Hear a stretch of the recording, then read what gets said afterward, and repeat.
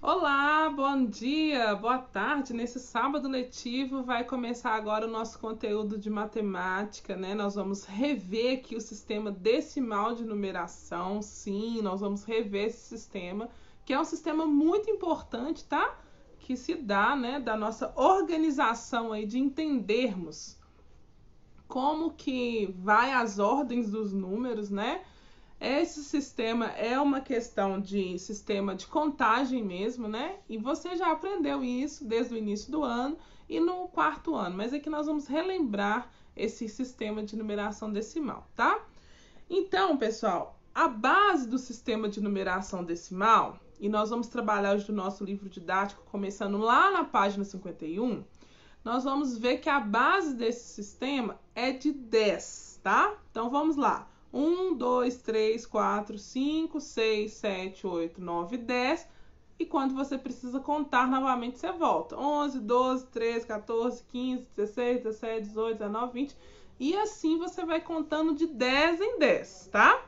Então, lembrando dessa base já, que você já sabe da base de numeração decimal, nós temos aí também o sistema posicional, que é aquele famoso e antigo quadro QP, né? Então, quadro de valor posicional, que você vai colocar os números e em cada ordem. Relembrando aqui, né, que nós temos aí a unidade, a dezena, a centena, o milhar, o bilhar, tá bom, pessoal? Então, assim, nós conseguimos estudar até a unidade de bilhar aí, né, relembrando aqueles números grandes. E aí, nessas atividades aqui, nós vamos fazer exercícios que vai nos ajudar a relembrar esse conteúdo, né? Inclusive, essa questão 26 aí, tá te pedindo para você usar algarismos 2, 3, 4, 5 e 4 sem repeti-los.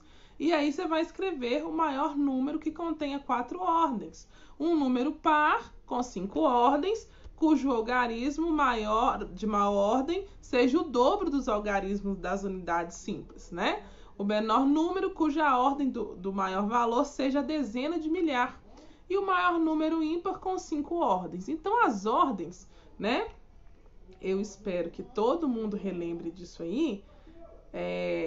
E não deixe, né? De repente você pega um número grande e vai colocar ali no quadro posicional. Vamos dar um exemplo aqui, por exemplo, com o número 5.555. Anote esse número aí no seu caderno. Nós temos aí 5 unidades. Depois nós vamos ter a unidade, nós vamos ter a dezena. Então, nós temos 5 dezenas, 5 centenas e 5 unidades de milhar, tá? Então, você pode fazer até esse exercíciozinho e anotar aí no seu caderno de matemática outros números que você vai relembrar como posicionar ele no quadro posicional, tá bom? Então, eu espero que você releia o seu conteúdo aí, tanto do sistema decimal, que a nossa base é 10, tanto também do sistema posicional dos números, tá? Das unidades, dezenas, centenas, unidades de milhar, dezenas de milhar, que nós conseguimos ver números até a centena e a unidade de bilhar também, tá bom? Inclusive, lá no início do nosso ano letivo, nós conseguimos também entender por que quando o número chega a bilhão, ele é abreviado, tá? Inclusive, lá na página, eu acho que aqui na próxima página, a gente também vai ter uma atividade relembrando esse conteúdo. Então, pessoal, você vai fazer essa primeira atividade aqui da página 151 e todas essas atividades que é relacionado, né, ao nosso sistema decimal e ao nosso quadro posicional também, desse assunto na 152. Tá vendo aqui, ó? Compõe os números e encontre no caça-números. Então, tudo aqui você já viu e você vai só treinar a sua memória, tá bom? E lá na página 152, também nós vamos fazer aqui a questão 29 e a questão 30, tá, pessoal? E vamos terminar lá na página 154, na questão 31, tá? Escreva os números a seguir utilizando somente os algarismos. Então, você não vai repetir as palavras, você vai utilizar nestes números aí somente os algarismos, tá bom? Então, pessoal, não deixe a sua atividade acumular, faça esse exercício. Essa aula do sábado letivo de matemática está super tranquila porque é um assunto que nós já dominamos, nós já conseguimos consolidar. Estamos fazendo essa parte de atividade somente para relembrar, né? Como que a gente faz com essa base aí do sistema decimal e como que a gente representa os números, né? No sistema posicional de números, tá bom? Então aqui, ó, relembrando, você vai fazer as atividades da página 151 até a página 153, somente a opção 31, tá bom? Então até a nossa próxima aula, que será de português, e que você possa ter um sábado, ó, nota 10, mesmo sendo um sábado letivo.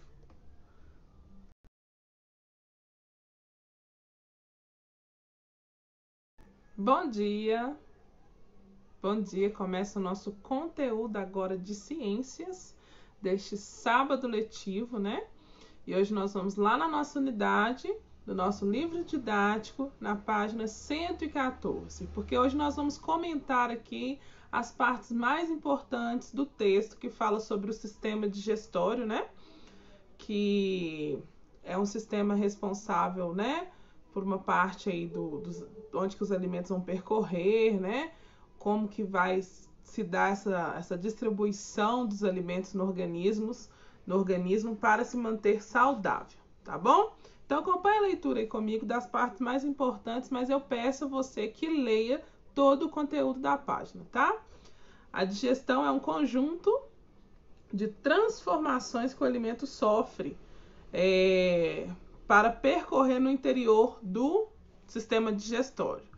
Os alimentos contêm nutrientes que o corpo precisa para obter energia e os materiais necessários para se desenvolver e se manter saudável. Muitos dos nutrientes passam a ser utilizados pelo nosso corpo, né? E o alimento precisa ser transformado pelo sistema digestório para que os nutrientes cheguem em cada célula no lugar certo no corpo inteiro, tá?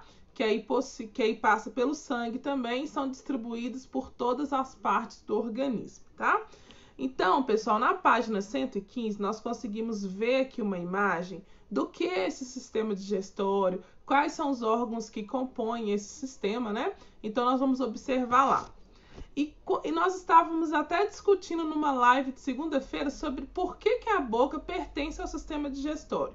Nessa explicação aqui nós conseguimos ver que ela começa, né? A digestão ela vai começar pela boca. Por isso a importância da boa mastigação, tá?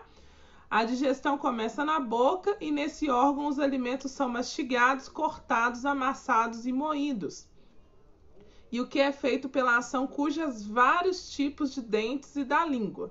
Assim como ocorre em outros animais, as pessoas nascem com uma dentição provisória, que é também chamada de dentes de leite, que vai sendo substituída e completada até chegar à dentição adulta, que corresponde a 32 dentes, né? E aqui, pessoal, nós vemos a representação aí do sistema digestório, né? Onde que tá todos os órgãos responsáveis por esse sistema. É um sistema grande, né? E aí nós vamos visualizar aí, tá? Representação do sistema digestório. O ânus se localiza na parte posterior do corpo. E lembrando que essas cores aí são artificiais, tá? Então, pessoal, a saúde dos dentes também vai influenciar na digestão e na saúde de todo o corpo. Por isso a importância de uma boa alimentação e a importância também do cuidado com os dentes, tá bom? Então vamos lá ver os órgãos responsáveis por esse sistema. A boca, glândulas salivares, esôfago, fígado, vesícula biliar, estômago, pâncreas, intestino delgado e intestino grosso e o ânus, tá? Todos esses órgãos vão estar compondo todo o sistema digestório do nosso organismo. Inclusive, pessoal, eu quero pedir para vocês leem essa parte aqui, tá? Da página 115, que eu estou destacando aqui hoje somente as partes mais importantes do texto, tá? E vamos entender aqui também que além dos dentes, a saliva, ela também é importante para o início da digestão. Por isso que a nossa boca ela tem a produção de saliva. porque ela é misturada aos alimentos durante a mastigação e nos ajuda a engolir os alimentos. Além disso, a saliva contém uma enzima, que é uma substância que age sobre o amido presente, né, nos alimentos. Por exemplo, no pão e no macarrão, esse amido é presente, né, na composição química. Essa enzima da saliva, ela inicia a transformação do amido que se completará mais adiante no tubo digestório. Quando essa saliva, né, junto com esse alimento é engolido, o alimento mastigado e misturado à saliva passa pela faringe e com esse tubo que liga a boca ao esôfago e a parte seguinte do tubo digestório, tá? Então, o alimento ele precisa estar bem triturado, bem mastigado e envolvido com essa saliva aí, tá? Estamos vendo uma imagem aqui, né? Só de imaginarmos ou de olharmos um alimento saboroso, a produção de saliva aumenta, né? Daí a expressão deu água na boca. Então, assim, ela também faz parte do sistema digestório, né? Igual deu o exemplo que quando a gente vê uma coisa muito saborosa, a gente fica com aquela sensação de água na boca, que enche a boca de saliva, né? Então, isso é importante sabermos também. O esôfago é formado por músculos que empurram o alimento em direção às próximas partes do tubo digestivo. Olha que interessante. Na página 116, continua falando aqui um pouco do esôfago, né? Que ele lança o alimento lá no estômago e o estômago também produz um ácido, que é uma enzima que começa a transformação das proteínas presentes no alimento, tá? Então, assim, é muito importante. Já reparou quando você está com fome, você toma, por exemplo, um copo d'água, você sente que a água está caindo lá no estômago, né? A gente tem até uma expressão que fala isso, né? E aqui na página 116 está falando cada função, né, desses órgãos e como que cada um tem uma expressão significativa para digerir todo o alimento, né, e mandar as proteínas para todas as células do corpo, tá? Então, eu queria pedir para você ler essa parte toda aqui, ó.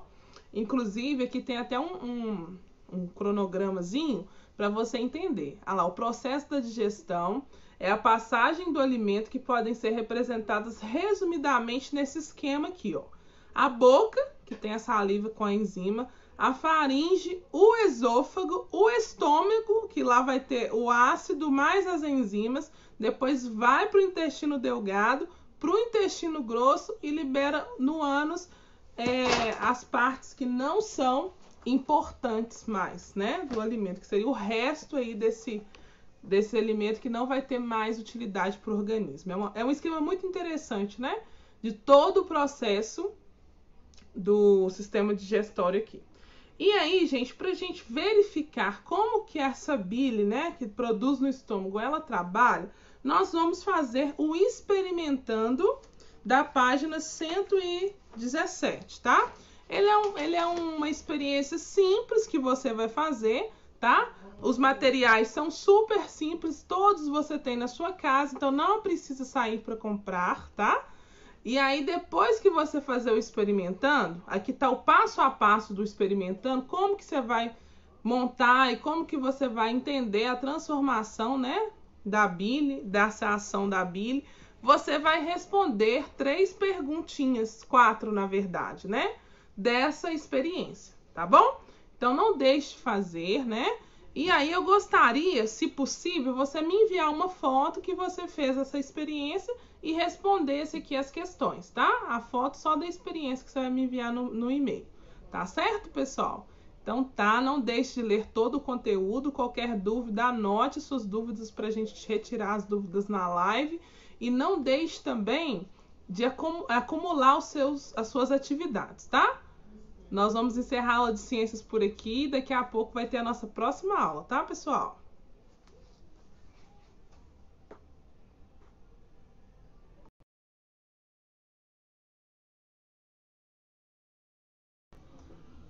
Boa tarde! Vai começar o nosso conteúdo de língua portuguesa hoje. E hoje nós vamos falar dele. Sim, você achou que a gente não ia falar dele, né? Mas nós vamos falar dele. O dicionário, uma coisa que é extremamente importante para a construção da escrita, da pesquisa, né? de entender a grafia das palavras, a forma correta de escrever.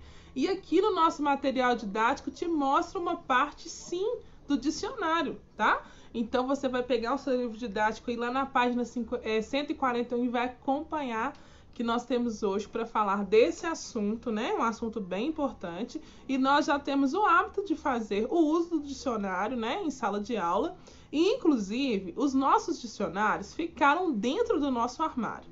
Mas não entre em pânico, porque você tem o recurso do dicionário online e eu já ensinei para vocês como que a gente faz o uso desse dicionário. Tem versões gratuitas, existem aplicativos de dicionário, ou você pode fazer uma consulta online pelo Google também, tá? Então a sua vida ficou mais simples ainda, tá? Se você não tem um dicionário físico na sua casa, você pode usar o recurso sim do dicionário online. Beleza, pessoal? Vamos lá. Surgiu uma dúvida sobre o sentido da palavra, ou como escrevê-la, ou o que ela significa, você vai utilizar o dicionário. Não é vergonhoso, não dá trabalho, é super simples, né? O dicionário ele vem em ordem alfabética, né? E lá você vai encontrar o significado e toda a forma gráfica certa de escrever as palavras, tá? Então você vai encontrar a grafia das palavras. Eu uso muito o dicionário. Às vezes eu tenho dúvida de como escrever determinadas palavras.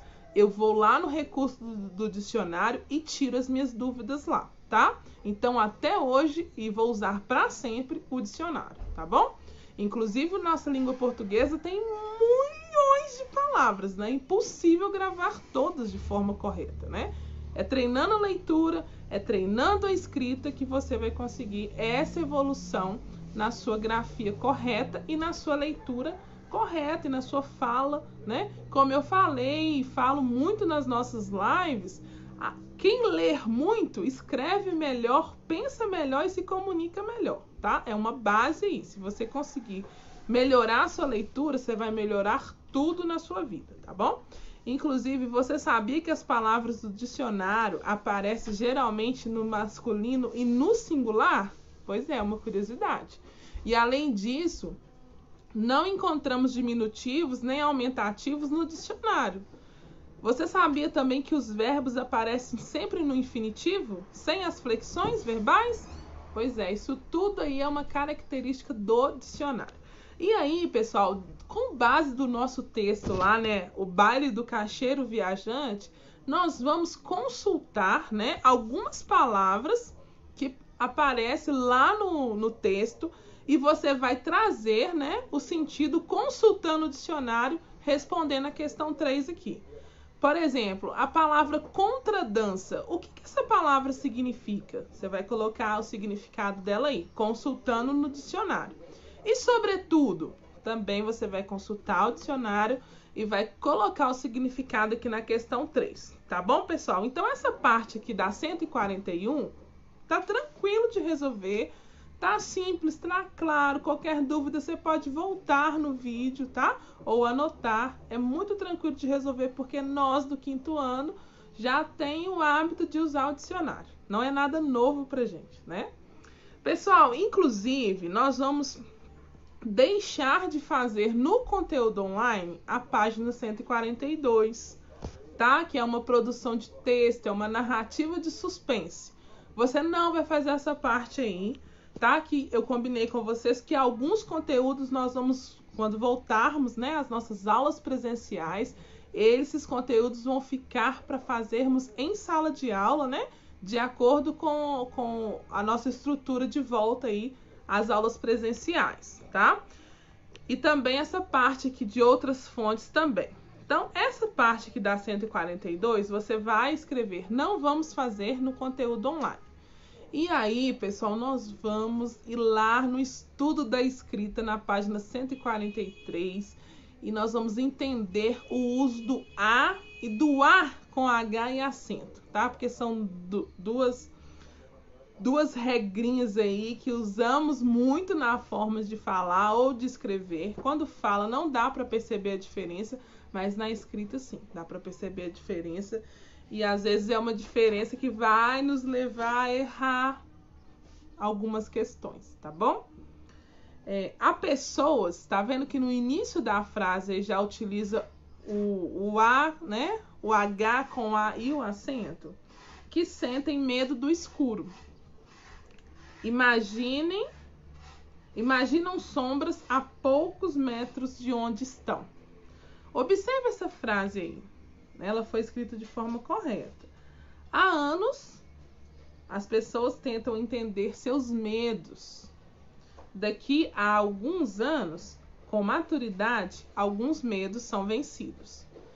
Nesse exemplo, nós temos o uso das duas palavrinhas aí, tanto o A sozinho, vamos falar assim, quanto o A acompanhado do H com acento. Então, você vai entender o porquê que usa isso. Ao ler as frases, não há como perceber a diferença na pronúncia das palavras em destaque. Não tem como perceber. Porém, elas apresentam sentidos e funções diferentes. Você consegue perceber essa diferença? E aí você vai colocar aí, ó. Você vai reler as frases lá no texto, né? Porque como a base do capítulo 4 são os dois textos que tem aí, tá? Então você vai voltar no texto e vai reler esse trecho, né? Em qual delas percebe a ideia de distância, né? E em qual frase a ideia de um acontecimento futuro é apresentada. Então você pode reler aqui mesmo nessa partezinha e responder essas duas questões aí, tá bom? Inclusive, na página 144, nós já vamos utilizar, né, nas atividades aqui, ó, o uso do A nas frases. Na frase, há pessoas que sentem medo do escuro, como é classificada gramaticalmente a palavra em destaque? B. Qual palavra pode ser substituída a palavra A nessa frase? E C. Na frase, há anos as pessoas tendem a entender os seus medos, a palavra A também é o verbo haver, porém, nesse caso, ela pode ser substituída por faz. Reescreva essa frase utilizando o verbo faz para você ver. Nessa frase também percebe-se o sentido de um acontecimento futuro ou no passado. Aí você vai ver se é um acontecimento futuro ou se é um acontecimento no passado, tá? E aí, pessoal, essa parte em destaque, eu peço a você que coloca importante em cima para você não esquecer da regra, tá? Emprega-se A com H e A e o acento, substituindo o verbo existir e em situações que referem a algo que já aconteceu. A é o verbo haver na terceira pessoa do singular. Então, essa é a regra. Você vai utilizar o A dessa forma e com H e o acento quando ter situações que se referem a algo que já aconteceu. Há muito tempo que eu não vou ao clube. Ou há muito tempo que fui ao clube, né? Porque, de fato, tem muito tempo que eu fui ao clube e isso aí está no passado. Então, eu vou usar o H, A, acento nessa palavra aí. E lembrando também que é o verbo haver na terceira pessoa do singular. Tem uma tirinha aqui, né, te pedindo para você responder duas questões aí depois que você lê a tirinha.